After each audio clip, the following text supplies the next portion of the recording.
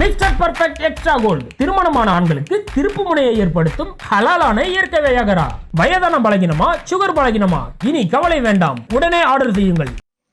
வணக்கம். உச்சநீதிமன்றம் தற்போது இடி மற்றும் சிபிஐக்கு ஒரு எச்சரிக்கை செய்தியை அனுப்பியிருக்கிறது. எவ்வளவு காலம், எத்தனை நேரம் இனிமேல் மணீஷ் சிசோடியா, அரவிந்த் கெஜ்ரிவால் போன்றவர்களுடைய வழக்கை ஒட்டுமொத்தமாக நீங்கள் இத்தனை நாட்கள் தாமதமாக்கிக் கொண்டே இருப்பீர்கள்? இதற்கு ஒரு முடிவுதான் என்ன அப்படிங்கிறத உச்சநீதிமன்றம் தற்போது இடி மற்றும் சிபிஐயிடம் கேட்டுக் கொண்டிருக்கிறது. வெகு நாட்கள் ஆகிறது மணீஷ் சிசோடியா, அரவிந்த் கெஜ்ரிவால், சஞ்சய் சிங் போன்றவர்கள் சிறையில் அடைக்கப்பட்டு 1ஆம் நம்பர் ஜெயில், 2ஆம் நம்பர் ஜெயில், 5ஆம் நம்பர் ஜெயில் என்று அவர்களுக்கு ஏற்றார் போல், ஒவ்வொரு பதவிக்கு ஏற்றார் போல் ஜெயிலை அழைத்து அழகு பார்த்து கொண்டிருக்கிறது பாஜக. அதாவது இவர்கள் மதுபான கொள்கை ஊழல் வழக்கில் மிகப்பெரிய அளவிலான மோசடி செய்திருப்பதாக கூறி முதலமைச்சரான அரவிந்த் கெஜ்ரிவால், மணீஷ் சிசோடியா, சஞ்சய் சிங் போன்றவர்களை கைது செய்து சிறையில் வைத்திருந்தார்கள். இதில் சஞ்சய் சிங் ஜாமீனில் வெளியே வந்திருக்கிறார். ஏனென்றால் அவருக்கு எதிரான ஆதாரங்கள் ஏதாவது இதுவரை ஒட்டுமொத்தமாக சமர்ப்பிக்கப்பட்டிருக்கிறதா அல்லது கண்டுபிடிக்கப்பட்டதா என்கின்ற கேள்விகளுக்கு உச்சநீதிமன்றத்திடம் இப்போது இருக்கக்கூடிய மத்திய அரசாங்கத்திற்கு எந்த ஒரு பதிலும் இல்லை. அதாவது சிபிஐ மற்றும் இடிக்கு எந்த ஒரு பதிலும் இல்லை என்பதுதான் உண்மையான விஷயம். இதனால் ஒட்டுமொத்தமாக சஞ்சய் சிங்கிற்கு ஜாமீன் வழங்கப்பட்டு தற்போது அவர் வெளியே இருந்து வருகிறார்.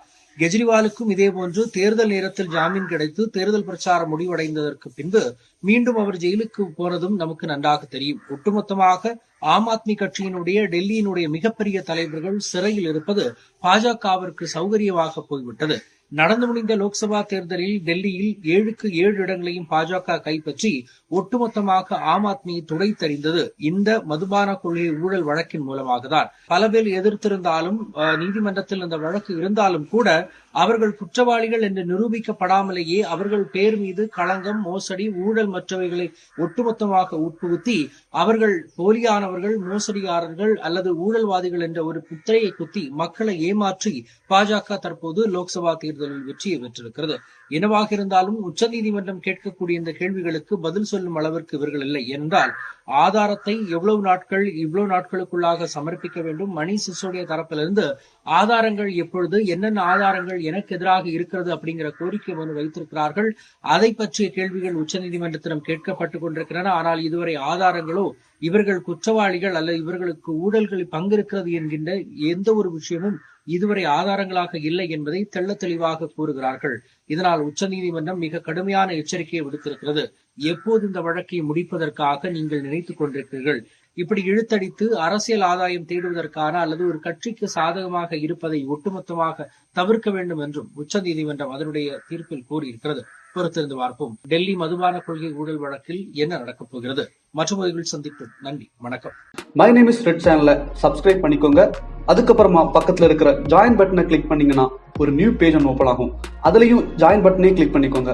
அதுல பாத்தீங்கன்னா credit R debit card options இருக்கு. இதுல உங்களுக்கு விசா, மாஸ்டர் கார்டு, ரிப்பே அப்படின்னு 3 ஆப்ஷன்ஸ் கொடுத்துருக்காங்க. அதுல நீங்க எந்த கார்டு சூஸ் பண்றீங்களோ அந்த கார்டோட நம்பர் என்டர் பண்ணிக்கோங்க. அப்புறமா கார்டோட வேலிடிட்டி மந்த் அண்ட் இயரை டைப் பண்ணிக்கோங்க. அடுத்தபடியா உங்க கார்டோட பின்னால சிவிசி கோடுன்னு சொல்லிட்டு 3 நம்பர்ஸ் கொடுத்துருப்பாங்க. அந்த நம்பரை இதுல என்டர் பண்ணிக்கோங்க. அப்புறமா அட்ரஸ் அண்ட் இன்ஃபர்மேஷன் என்டர் பண்ணிட்டு பைங்கிற பட்டனை கிளிக் பண்ணிக்கோங்க. ஒருவேளை உங்க கார்டு நம்பர் இன்வாலிட்னு காமிச்சிச்சுன்னா உங்க கார்டுல இன்டர்நேஷனல் யூசேஜை எனேபிள் பண்ணுங்க.